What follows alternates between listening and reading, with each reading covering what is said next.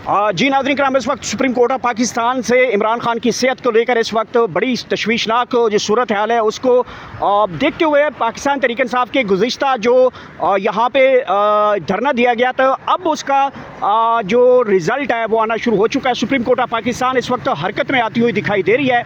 इमरान खान के केसेस जो हैं वो लगाने के हवाले से यकीन दहानी जो करवाई गई थी, अब इमरान खान के केसेस लगने के हवाले से एक बड़ी डेवलपमेंट हुई है और बताया जा रहा है कि इमरान खान के केसेस जो हैं वो जल्द लगाए जा रहे हैं। अगले 24 से 48 घंटों के अंदर बड़ा ब्रेक थ्रू होने जा रहा है। खुसूसी तौर पे सुप्रीम कोर्ट ऑफ पाकिस्तान की चीफ जस्टिस जिस तरीके से इमरान खान को साबका जब 9 मई को उनको गिरफ्तार किया गया था और 11 मई को शायद दस्तूर जिस जगह पे हम मौजूद है यहाँ पे उनको लाया गया था और VVI किस्म के फुल प्रूफ सिक्योरिटी के साथ, क्या इमरान खान को चीफ जस्टिस भी इसी तरह तलब कर सकते हैं? माजी में हमने देखा है जस्टिस अताब बंदियाल ने इमरान खान को तलब किया था जब इमरान खान इस्लामाबाद हाई कोर्ट से गिरफ्तार हुए थे और उसके बाद पता नहीं चल रहा था कि वो कहाँ पे हैं, कैसे हैं, और मुल्क भर में जो है वो बहुत बड़े लेवल पे एहतजाज हो रहे थे और सूरत हाल काफ़ी गंभीर हुई थी। और उसके बाद इमरान खान के हवाले से सुप्रीम कोर्ट ऑफ पाकिस्तान ने एक बहुत बड़ा हुक्म जारी किया था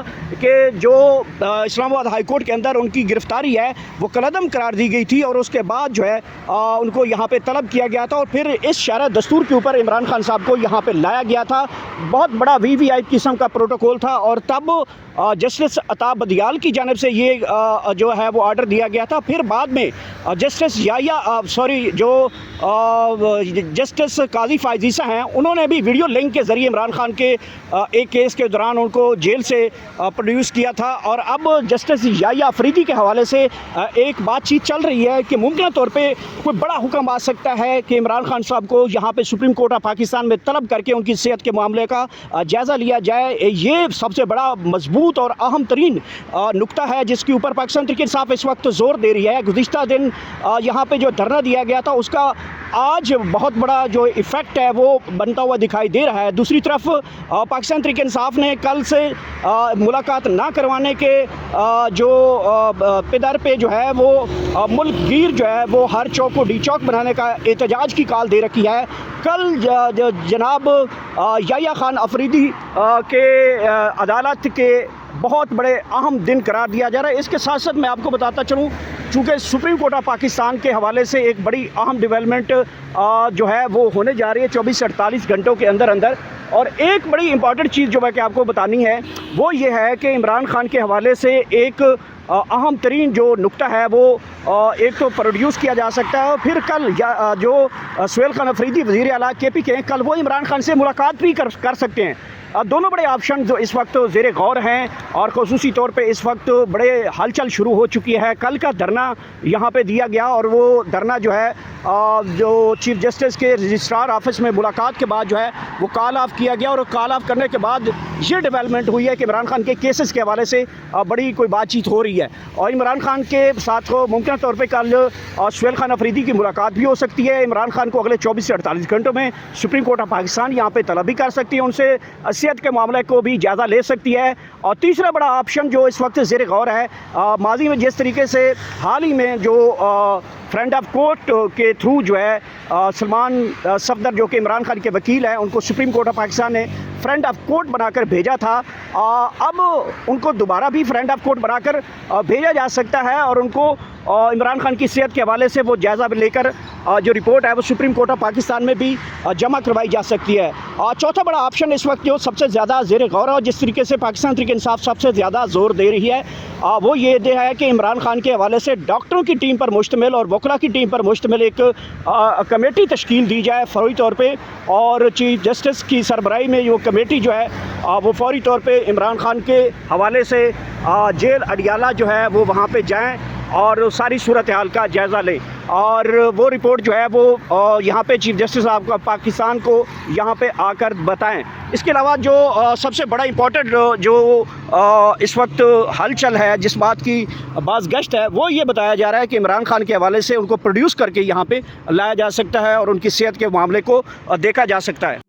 जनाब चेयरमैन, मैं आपका शुक्रिया अदा करता हूँ। प्रेसिडेंट साहब, आपका हकीकतन आप सामने इन्होंने एक मुफस्सल जो किस्सा है आज़ाद कश्मीर का वो रख दिया है। मैं सबसे पहले आज़ाद कश्मीर के लोगों का और ख़ासकर मीरपुर डिवीज़न के लोगों का शुक्रिया अदा करता हूँ, जिन्होंने पीटीआई के बाइकाट की कॉल पर टोटल बाइकाट किया। और इंटरनेशनल मीडिया भी ये कह रहा है 5% से ज़्यादा वहाँ पर टर्नआउट नहीं थी।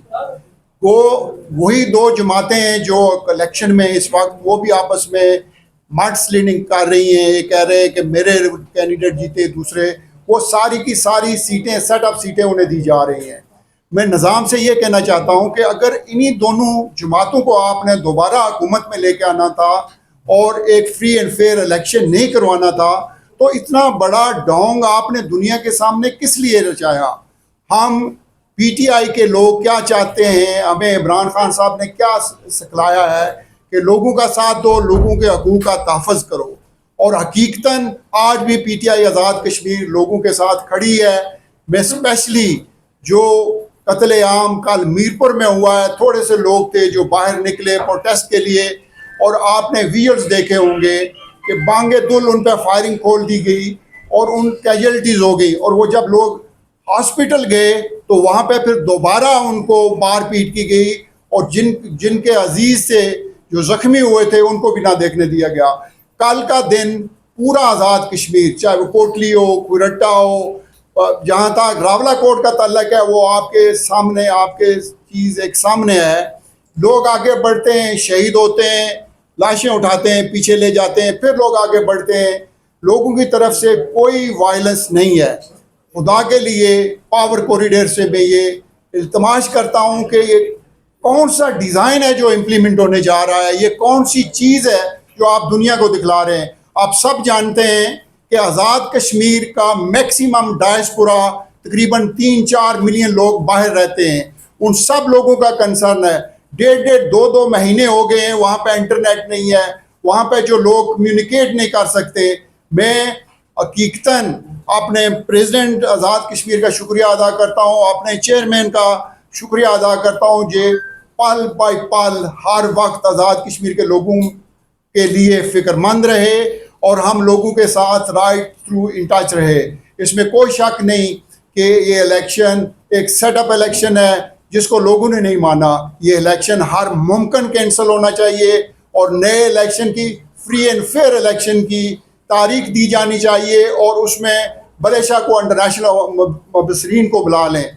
और ये चीफ इलेक्शन कमिश्नर साहब गो के उनका तल्लक आज़ाद कश्मीर से है, बहुत बड़ी मायूसी है। आपके सामने वज़ीर-ए-आज़म, साबिक़ वज़ीर-ए-आज़म पाकिस्तान, वो जो ख्वाहिश ज़ाहिर कर रहे हैं कि मुझे आज़ाद कश्मीर का भी वज़ीर-ए-आज़म बना दो। जब चीज़ें यहाँ पे आ जाएं कि आप रिश्वत पेश कर रहे हैं बसों की, आप रिश्वत पेश कर रहे हैं पैसों की, इसके बावजूद लोग आपको वोट देने के लिए तैयार नहीं। खुदा के लिए लोगों की नफ्सियात को समझें और उन नफ्सियात के मुताबिक उनके साथ डील करें। आज़ाद कश्मीर के लोग किसी सूरत आपकी पेशपाई में नहीं आएंगे। आज भी अगर निज़ाम कहता था कि 95% हमने मुतालबे मान लिए, बाकी के 95% मुतालबे जो लोगों के सामने रखें, आप मीडिया के सामने रखें कि ये चीज़ें हो गई हैं, ये 5% रहती थी।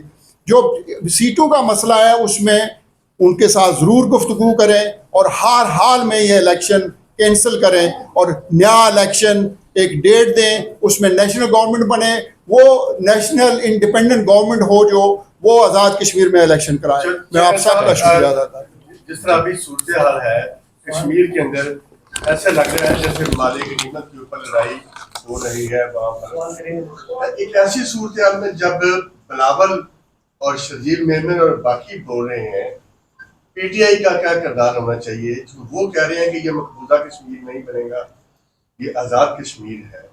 पीटीआई जो अमन अमान की सूरत हाल है उसमें क्या करेगी? जो रिगिंग के इल्जाम पीटीआई पीपल्स पार्टी ने लगाए हैं, आप पीटीआई देखिए, हमने अभी जो प्रेस कॉन्फ्रेंस की और आपको कहा है और बैकट बरमला हम ये कह रहे हैं कि देखो कश्मीर के काज पे, कश्मीर के लॉ एंड ऑर्डर सिचुएशन पे, वहाँ के अवाम पे, उस पे आप सियासत ना करें। मैंने आपको कहा कि 40 साल से ये दो पार्टियाँ हुकूमत में रही है और काबिज रही है, ये नाकाम हुई है। ये अपनी मुतालिका में उनको चैलेंज करता हूँ, ये दोनों पार्टीज़ अपनी मुतालिका सूबों में हार चुकी, अवाम ने रिजेक्ट कर दिया। कश्मीर के अवाम इनकी लालच में नहीं आ रही और नहीं आई और उन्होंने रिजेक्ट कर दिया। मैं चैलेंज करता हूँ, 5% से कम टर्नआउट था वहाँ।